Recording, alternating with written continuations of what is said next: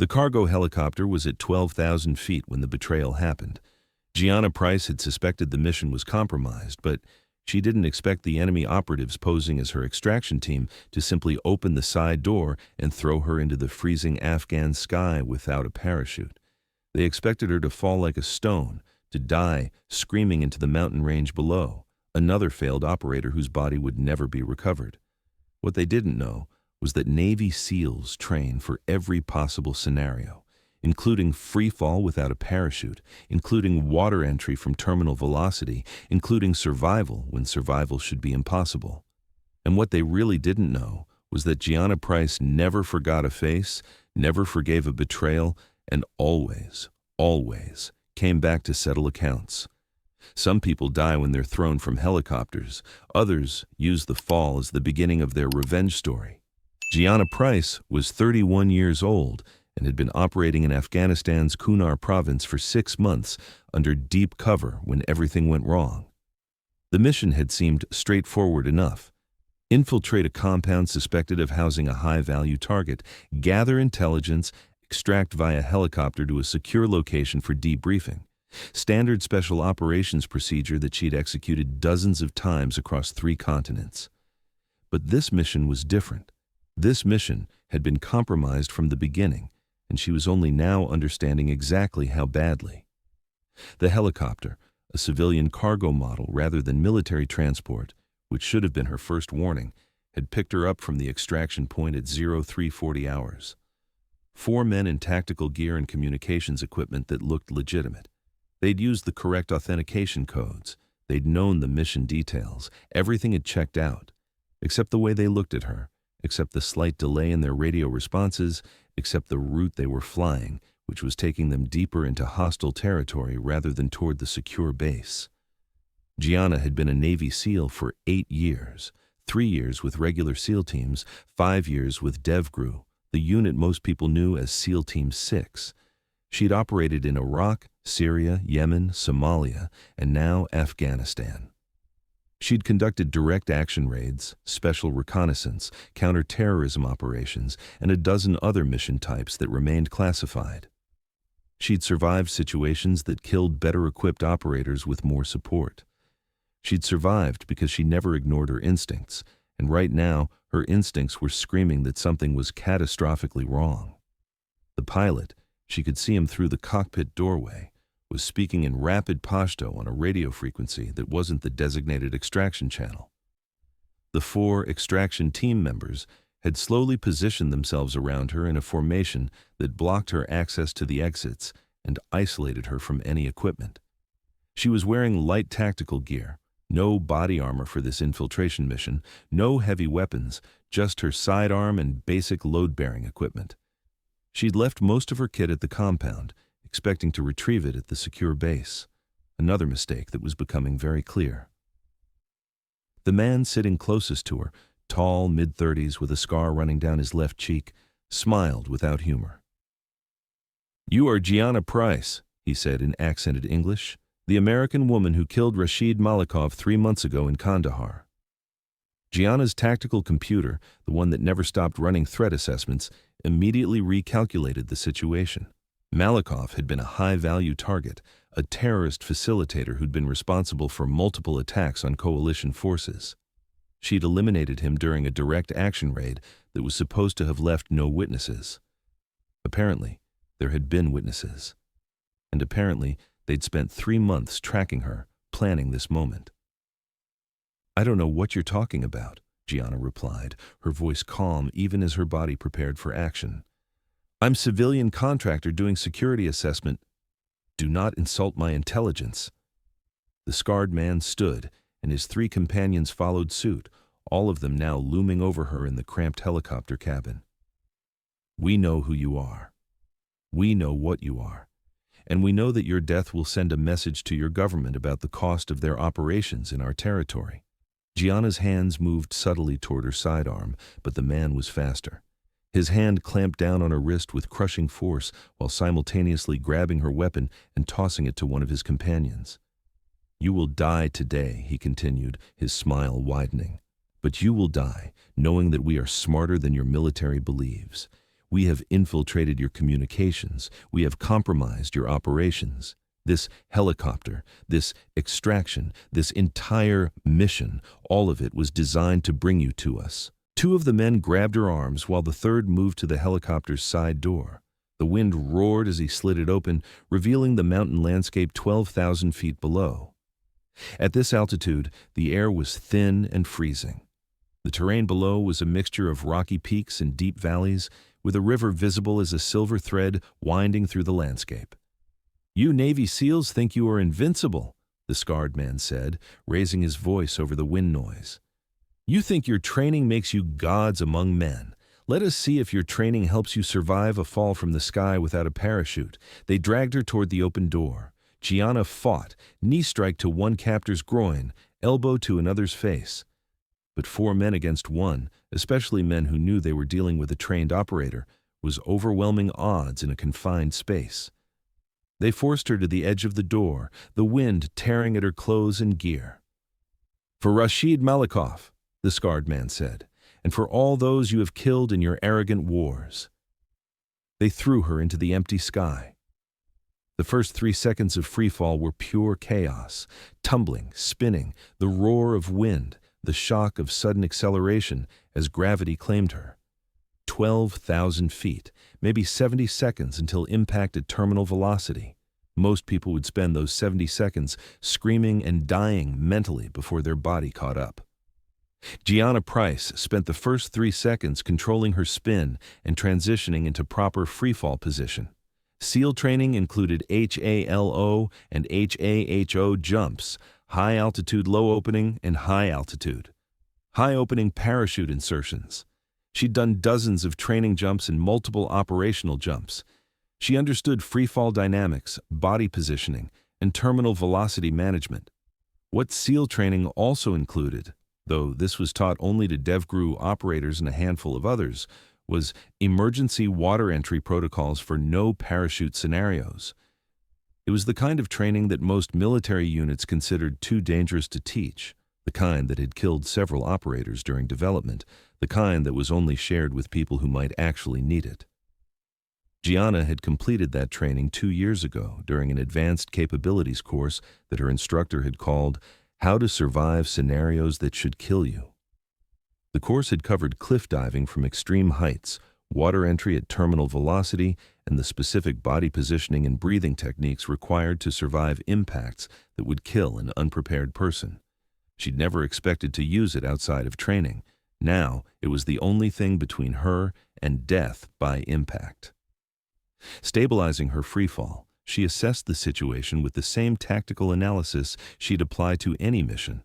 Altitude, approximately 11,500 feet and dropping. Terminal velocity and thin mountain air, roughly 120 miles per hour. Time to impact, about 60 seconds.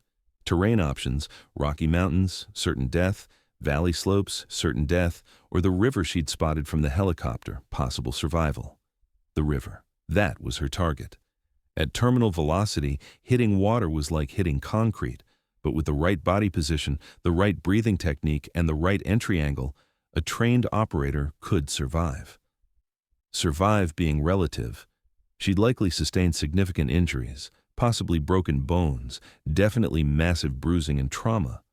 But survival was survival. Gianna adjusted her body position, steering her freefall toward the river. In proper freefall position, belly toward earth, arms and legs spread, she could track horizontally at speeds up to 25 miles per hour.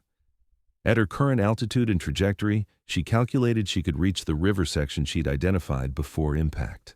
50 seconds to impact. The wind roared past her, the cold at this altitude numbing her exposed skin. Below, the mountains were rushing up with terrifying speed. She could see details now, individual rocks, tree lines, the snake of the river growing larger with each second. 40 seconds. She tracked hard toward the river, her body a human wing steering through thin air. The specific section she was aiming for was where the river widened into what looked like a deeper pool fed by the main current. Deeper water meant better chance of survival. Shallow water meant her body would hit river bottom at 120 miles per hour. 30 seconds. The river was definitely getting closer. Her trajectory calculation looked good. She'd hit water, not rock. That was step one. Now for the hard part, surviving the impact. 20 seconds. Gianna transitioned from horizontal track to vertical dive position. Feet together, legs straight, arms tight against her sides, body arrow straight. The proper water entry position for extreme height diving. Her instructors had drilled this position into muscle memory. Any deviation, any wobble, any asymmetry in body position would cause catastrophic injury or death on impact. 10 seconds. The river surface was rushing up like a solid thing. She could see the current, the texture of the water, even rocks visible beneath the surface in shallower sections. Her target zone looked clear. No visible obstacles. Just water and speed and the training that was supposed to keep her alive. 5 seconds. Gianna took a deep breath and held it, pressurizing her lungs for the impact. She crossed her arms over her chest in the final entry position, closed her eyes, and braced for the hardest landing of her life. Impact. The shock was indescribable. Even with perfect entry position, hitting water at terminal velocity felt like being hit by a truck while simultaneously being squeezed in a hydraulic press. The water didn't feel like water. It felt solid, unforgiving, a hammer blow that drove through her entire body. The impact drove her deep underwater, momentum carrying her toward the river bottom. The pressure was crushing. Every joint felt like it had been simultaneously compressed and twisted. Her lungs, even pressurized, felt like they'd been punched from the inside. But she was alive. And alive meant operational. Gianna's body screamed at her as she oriented herself underwater and began swimming toward the surface. Her left shoulder felt wrong, possibly dislocated. Her ribs were agony with each movement, possibly cracked. Blood was streaming from her nose, ruptured blood vessels from the impact pressure. But she could move, she could swim, she could fight. She broke the surface gasping, the cold mountain water shocking after the impact heat. The current was strong, carrying her downstream. She swam toward the bank with one-armed strokes, her damaged shoulder refusing to cooperate fully. Reaching the shore, she dragged herself onto rocky ground and immediately assessed her situation with the same tactical clarity that had kept her alive through dozens of operations. Status: alive but injured, left shoulder dislocated or severely damaged, multiple ribs possibly cracked, significant soft tissue trauma, breathing painful but functional, bleeding from nose and several cuts, but no arterial damage visible, equipment minimal. Her sidearm was gone, taken by her captors. Her tactical gear was mostly intact, knife still secured to her belt, emergency kit in her vest pocket, basic survival equipment. No communications gear, that had been in the helicopter. No GPS, same. She had a compass, a knife, basic medical supplies, and whatever she could improvise from her surroundings. Tactical situation: behind enemy lines in hostile territory. No friendly forces aware of her situation. Enemy operatives believe she's dead. Nearest friendly base approximately 40 kilometers northeast through mountain terrain. Mission objectives: survive, evade, reach friendly forces. And then, this part wasn't in any official mission briefing, but it was absolutely part of her personal objectives: hunt down the 4 men who'd thrown her from that helicopter and make them regret every decision that led to this moment. Gianna forced herself to focus on immediate survival first. Using her good arm and an improvised technique she'd learned during survival training, she relocated her dislocated shoulder by bracing it against a rock and using her body weight to force the joint back into place. The pain was excruciating, blinding, but she bit down on a piece of leather from her gear and did it anyway. The shoulder popped back with a sound that made her stomach turn. She fashioned a rough sling from equipment straps, immobilizing the shoulder to allow some healing. The ribs she couldn't do anything about except wrap them tightly with remaining gear to provide some support. Using her knife, she cut strips from her tactical pants to create additional bandaging. She cleaned her wounds with river water, not ideal, but better than leaving them open to infection. She took stock of her emergency supplies: water purification tablets, fire starter, emergency blanket, small medical kit with pain medication and antibiotics, energy bars, and about 50 feet of paracord. Not much, but SEALs were trained to operate with less. The sun was setting, which meant she'd been unconscious or in shock longer than she'd realized. Night was coming, and with it, dropping temperatures at this altitude. She needed shelter, warmth, and a plan. Over the next 3 hours, Gianna built a small survival camp in a concealed position under an overhang near the river. She started a small fire using the fire starter and dry tinder, positioned so the smoke would disperse and not give away her location. She boiled river water for drinking. She ate 1 energy bar, rationing the rest. She took 2 of the pain medication pills, knowing she needed to stay functional despite her injuries. And then she sat by the fire and thought about the 4 men in that helicopter. The scarred man, the pilot, the 3 others whose faces were burned into her memory with the kind of perfect recall that came from the moment someone tried to kill you. She'd seen them clearly. She'd remember them perfectly. And when she found them, not if, when, they were going to learn exactly why throwing a Navy SEAL out of a helicopter was the worst decision of their lives. But first, survival and evasion. She pulled out her compass and checked her position relative to the setting sun. Northeast toward the nearest friendly base, 40 kilometers through mountain terrain while injured and without proper equipment. She'd need to move at night when possible, stay hidden during day, avoid enemy patrols, and manage her injuries well enough to keep moving. She'd done harder missions, not many, but a few. Gianna allowed herself 3 hours of sleep by the fire, her body desperately needing rest to begin healing. She woke before dawn, buried the fire, and began moving northeast through the mountains using terrain features and her compass for navigation. The journey took 4 days. 4 days of moving through hostile territory, avoiding shepherds and local villagers who might report her presence, drinking from mountain streams, eating the remaining energy bars and supplementing with edible plants she identified from survival training. 4 days of managing pain that turned every step into an exercise in willpower, of resetting her makeshift sling when her shoulder began aching unbearably, of sleeping in cold hide sites and moving through darkness. On the 4th day, she made contact with a U.S. Army patrol operating near the border of the friendly controlled zone. The soldiers nearly shot her. She looked like a hostile combatant, covered in dirt and blood and wearing tattered tactical gear, until she identified herself using authentication codes and unit information that only a real operator would know. Within 6 hours, she was at Bagram Airfield being examined by medical personnel who couldn't believe she was walking around, much less had covered 40 kilometers of mountain terrain, with a recently dislocated shoulder, 3 cracked ribs, and massive soft tissue trauma consistent with extreme height water impact. "You should be dead," the doctor told her bluntly. "The impact trauma alone should have killed you, or at least rendered you unconscious long enough to drown. The fact that you not only survived but walked 40 clicks through hostile territory. I don't know what they teach you at DevGru, but it's apparently effective."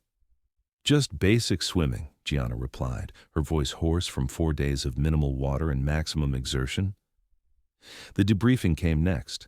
Intelligence officers, command staff, security personnel, all wanting to understand how her mission had been compromised, how the enemy had known her identity, how they'd managed to infiltrate the extraction operation. Gianna told them everything: the helicopter, the 4 men, the scarred leader, the betrayal, the fall, her survival, her evasion and escape. "We're investigating the security breach," the intelligence officer said, a major named Richardson who looked like he hadn't slept in days. "Initial findings suggest the compromise came from corrupted communications intercepts. These weren't random militants who grabbed you. They were a professional team specifically targeting our special operations personnel." "I need their identities," Gianna said quietly. "I need to know who they are, where they operate, and how to find them." Richardson looked uncomfortable. "Ms. Price, you're injured, and you've just completed a survival ordeal that would break most people. You need medical treatment, rest, and rotation back to the States for recovery. We'll handle the follow-up on the hostiles who targeted you." "With respect, Major, I'm not asking permission." Gianna's voice remained quiet, but there was steel underneath. "Those men threw me out of a helicopter expecting me to die. I survived. Now I'm going to find them and make sure they understand the consequences of their mistake. You can help me by providing intelligence, or I can do it myself, using resources I've developed over 8 years of operating in this theater. Your choice." Richardson exchanged glances with the other officers present. Finally, he pulled out a tablet and brought up several photographs. "We've identified 3 of the 4 men from your description. The scarred individual is Karim Bashir, former Pakistani ISI officer who went rogue 5 years ago. He's been operating as a facilitator for various terrorist networks, specializing in targeting coalition special operations. The pilot was identified from flight patterns as Yusuf Ahmadi, an Afghan with links to several insurgent groups.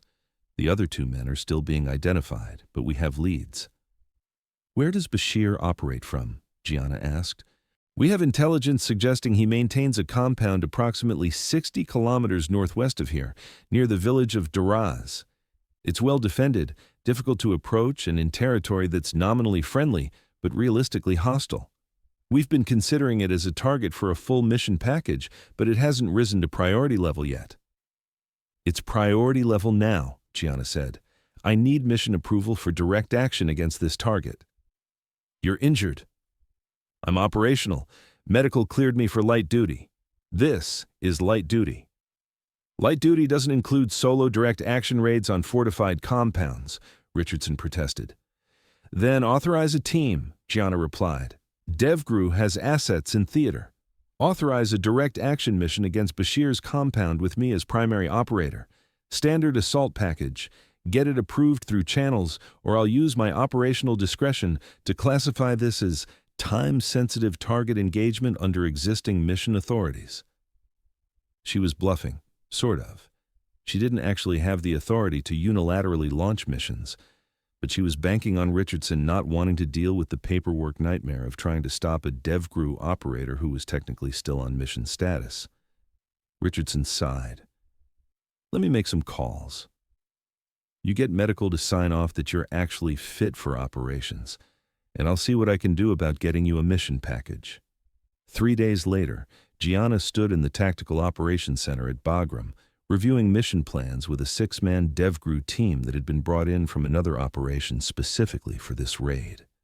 Her shoulder was still tender, but functional. Her ribs were taped and painful, but manageable. The doctors had reluctantly cleared her for operations, with the caveat that she was medically insane to be doing this. The mission plan was straightforward. Helicopter insertion 5 kilometers from the target compound, approach on foot under cover of darkness, breach and clear the compound, eliminate or capture Bashir and his associates, extract via helicopter. Standard direct action mission that DevGru teams had executed hundreds of times. Except this one was personal, and everyone on the team knew it. "You sure you want to be on this op?" asked the team leader, a senior chief named Morrison who'd worked with Gianna on previous missions.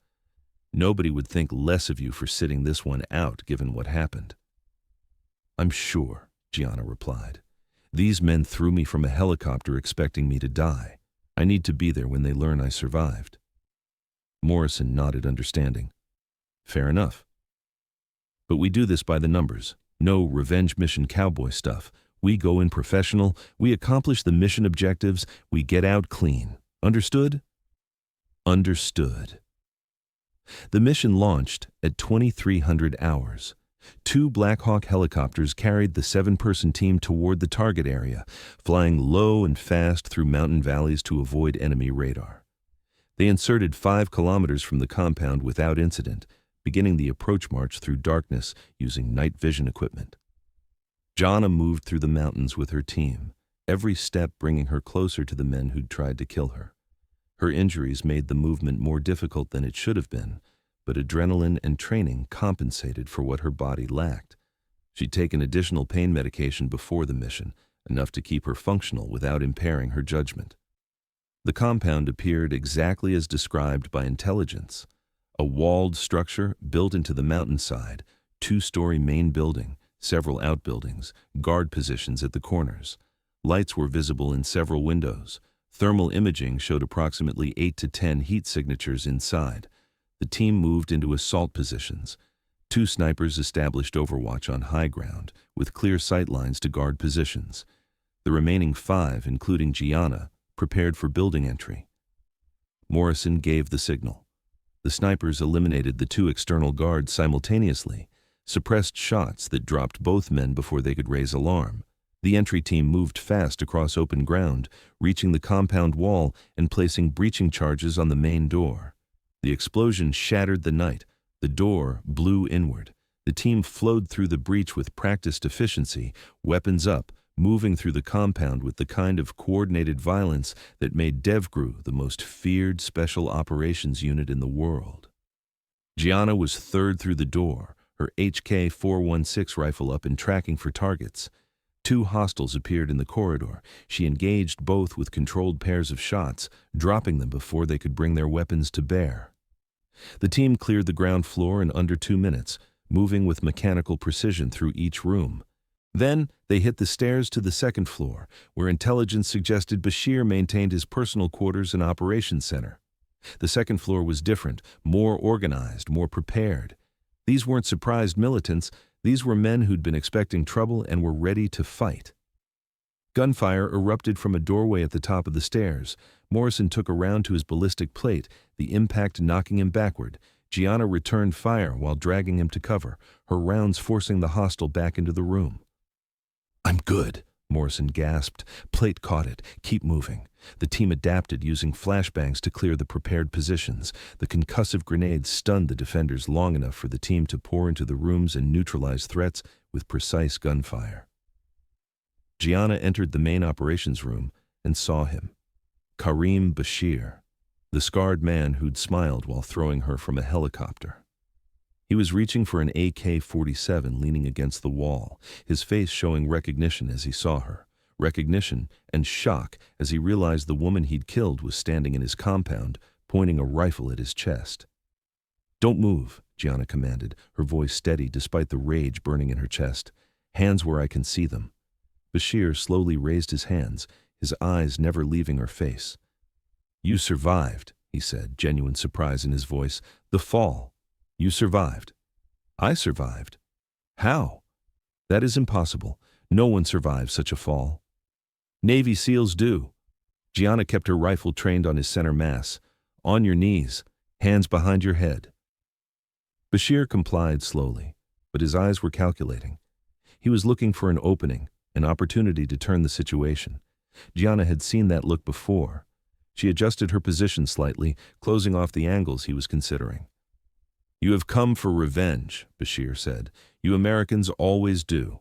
You cannot accept that you are not invincible. This isn't about invincibility. This is about accountability." Gianna keyed her radio. "Main target secured. 2nd floor clear." Morrison's voice came back. "Copy. Medical is treating 1 wounded. Rest of the compound is clear. Pilot in custody. 2 other targets eliminated. 1 more still unaccounted for. The helicopter pilot was captured. That was good. But one of the 4 men from the helicopter was still missing. Gianna needed answers. "Where's your 4th man?" she asked Bashir. "The one who helped you throw me from the helicopter." "Where is he?" Bashir smiled despite his situation. "Mahmoud? He is not here. You will not find him." "That's the wrong answer." Gianna's finger tightened on the trigger. She wouldn't shoot him. He was more valuable alive for intelligence purposes, but he didn't need to know that. "I can make this very painful, or you can cooperate. Your choice. You will not torture me. You Americans have rules, regulations, laws. You are constrained by your morality. You threw me from a helicopter at 12,000 feet. You tried to murder me because I eliminated a terrorist who was killing American soldiers. You don't get to lecture me about morality." Gianna stepped closer, her rifle never wavering. "And you don't get to assume I'm constrained by anything except mission success? Where is Mahmoud?" Bashir's smile faltered slightly. He was reading her expression, her body language, the absolute certainty in her voice that she would do whatever was necessary to get the information she needed. "Mahmoud went to Kabul," he said finally. "He has family there. He left 2 days ago." "Address?" Bashir hesitated, then gave her a location in Kabul's outskirts. Morrison entered the room with 2 other team members. "We've got the compound secure. Explosives team found weapons cache and intelligence materials. This is a good haul." "And we have one more target to collect," Gianna said. "Mahmoud Kadir, Kabul location." She relayed the address Bashir had given. "I need authorization for follow-up operation." "You need rest," Morrison countered. "You're running on pain meds and adrenaline. Let us handle the follow-up. This is my mission." "And you've completed it. Target captured, compound cleared, intelligence gathered, mission success." Morrison's voice was firm but not unkind. "You proved your point, Gianna. You survived their attempt to kill you, you tracked them down, and you brought them to justice. That's enough. Let us pick up the last one." Gianna wanted to argue, wanted to insist on being there when they grabbed Mahmoud. But Morrison was right. Her shoulder was screaming despite the medication. Her ribs were agony with each breath. Her body was running on reserves that were nearly depleted. "Fine," she said finally, "but I want confirmation when you have him." "You'll get it." The extraction helicopters arrived 20 minutes later. The team loaded Bashir and the captured pilot, Yusuf Ahmadi, for transport back to Bagram for interrogation. The 2 dead hostiles were left in the compound for local forces to handle. Intelligence materials and weapons were documented and secured for analysis. As the helicopter lifted off from the compound, Gianna looked out at the mountain landscape passing below. Somewhere down there was the river where she'd impacted 4 days ago. Somewhere down there was the place where she should have died. But she hadn't died. She'd survived because she was trained to survive. And now the men who'd tried to kill her were in custody, facing interrogation and imprisonment that would last the rest of their lives. 2 days later, Morrison sent her a message. "Mahmoud Kadir in custody. All 4 targets accounted for. Mission complete." Gianna sat in her quarters at Bagram reading that message, feeling the satisfaction of a mission accomplished. The 4 men who'd thrown her from a helicopter were all either dead or captured. They'd learned, too late, that trying to kill a Navy SEAL was a mistake that came with permanent consequences. She was scheduled to rotate back to the United States in 3 days for extended medical leave and recovery. Her shoulder would need months of physical therapy. Her ribs would take weeks to fully heal. The soft tissue trauma from the water impact would leave scars and lingering pain for the rest of her life. But she'd survived. And she'd completed her personal mission of holding accountable the men who'd tried to kill her. A week later, Gianna was back in Virginia, sitting in a debriefing room with senior DevGru command staff who wanted to understand every detail of what had happened in Afghanistan. "Your actions were extraordinary," the commander said, a captain named Williams who'd been in special operations for 20 years. "But they were also reckless. You should have died in that fall. You survived through a combination of elite training and luck. Then, you should have focused solely on evasion and escape, but instead, you orchestrated a revenge mission against the hostiles who targeted you." "With respect, sir, it wasn't revenge," Gianna replied. "It was mission completion. Those hostiles had compromised our communications, infiltrated our extraction operations, and were actively targeting special operations personnel. Eliminating or capturing them was a legitimate military objective. A legitimate objective you happen to have personal motivation to complete." "Yes, sir." Williams studied her for a long moment. "The mission was successful. The intelligence gathered from Bashir's compound has already led to 3 additional operations. The security breach has been identified and closed. By any objective measure, your actions resulted in significant operational success." "Thank you, sir." "However," Williams continued, "you operated at the edge of your authority, pushed medical restrictions, and took personal risks that could have resulted in your death or capture. These are concerns that will be noted in your file." "Understood, sir." "On the other hand," Williams allowed himself a small smile, "you also demonstrated exactly the kind of adaptability, resilience, and tactical excellence that makes DevGru the premier special operations unit in the world. You survived a scenario that should have killed you, evaded through hostile territory while injured, and then led a successful direct action mission against the hostiles responsible. That kind of performance doesn't go unrecognized." He slid a folder across the table. When you're medically cleared for duty, there's a position available with advanced training section, teaching survival, evasion, water entry protocols, all the skills you use to survive that fall. We think your experience would be valuable for training the next generation of operators. Gianna opened the folder and reviewed the position description. Teaching, passing on knowledge, ensuring that other operators had the skills she'd use to survive the unsurvivable. I accept, sir. 6 months later, Gianna stood in a training facility at a classified location, watching a group of DevGru candidates prepare for extreme height water entry training. These were the operators who'd already completed SEAL training, already proven themselves in combat, already demonstrated the baseline excellence required for DevGru consideration. Now they were learning the advanced skills that might save their lives when everything else failed. The scenario you're training for, Gianna told the assembled operators, is the one where you're falling from a compromised aircraft without a parachute. The scenario where your only option is water entry at terminal velocity. The scenario that most people consider unsurvivable.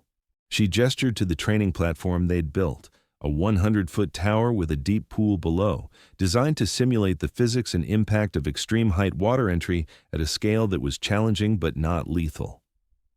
I'm going to teach you how to survive it, not because you'll probably need it. Statistically, most of you will never face this scenario, but because if you do face it, you need to know that survival is possible with the right training and the right mindset. One of the candidates raised his hand. Instructor, is it true you survived a fall from 12,000 feet? Yes. Without a parachute? Correct. How? Gianna smiled slightly. By using the exact training we're about to teach you. Body positioning, impact management, water entry technique, and most importantly, the understanding that impossible situations just require impossible solutions. Navy SEALs don't need parachutes to survive. We just need training, skill, and the refusal to accept death as inevitable. She climbed the tower stairs, reaching the top platform 100 feet above the water. The candidates watched from below. At this height, the fear was real. The impact would hurt. The natural human instinct was to refuse the jump. But Gianna had taught herself to override instinct with training, fear with discipline, and impossible odds with skill and determination. She stepped to the edge of the platform, positioned her body in proper entry form, and jumped. 100 feet of freefall, 3 seconds of acceleration, impact with water that felt like concrete but wasn't quite solid enough to kill. Her body absorbed the shock, dove deep, and then surfaced with controlled swimming. She climbed out of the pool and looked up at the candidates still standing at ground level. That's what we're training for, she called up to them. Who's next? One by one, the candidates climbed the tower. One by one, they faced their fear. One by one, they learned the skills that might someday save their lives when they were falling from the sky, with no parachute and no options except the training that separated Navy SEALs from everyone else. And Gianna watched them train, remembering a cold mountain sky in Afghanistan, remembering 4 men who'd thrown her into empty air expecting her to die, remembering the river that had broken her body but not her spirit. Those men were in prison now, facing decades behind bars for their attempts to kill American Special Operations personnel. They'd learned, too late, that Navy SEALs don't die easily. They survive. They adapt. They come back. And they make sure that everyone who tried to kill them understands exactly why that was a fatal mistake. Gianna Price had survived the unsurvivable. Now she was teaching others to do the same, because somewhere, someday, another SEAL would be thrown from a helicopter or pushed from a building or forced into an impossible situation where survival seemed impossible. And when that moment came, they'd remember their training. They'd remember that Navy SEALs don't need parachutes. They just need skill, determination, and the absolute refusal to accept death when survival is possible. Even when survival requires falling 12,000 feet into a mountain river at terminal velocity. Even when survival requires tracking down the men responsible and making them face justice. Even when survival requires becoming the hunter instead of the hunted. 2 years after her fall from the helicopter, Gianna Price received a secure message through classified channels. It was from Major Richardson, the intelligence officer who'd helped authorize her revenge mission against Bashir. The message was brief. Karim Bashir died in prison yesterday. Heart attack, natural causes according to medical records. Thought you'd want to know. His last words to the guard were reportedly, "She survived the fall." How did she survive the fall? He never stopped trying to understand it. Gianna read the message twice, then deleted it. Bashir's obsession with understanding her survival was fitting. He'd spent his final years imprisoned and haunted by the impossibility of what she'd done. But for Gianna, there was no mystery, no impossibility, just training, skill, and the kind of determination that defined every Navy SEAL who'd ever worn the trident. She returned to her work training the next generation of operators, teaching them the skills that had saved her life and would someday save theirs. Some lessons were taught in classrooms, others were taught from 100-foot platforms above water where fear and reality met training and determination. And every single operator who completed her course left understanding one fundamental truth. Navy SEALs don't need parachutes to survive, they just need to be Navy SEALs. The scars from her injuries never fully faded. Her shoulder still ached in cold weather. Her ribs sometimes reminded her of their damage when she breathed too deeply.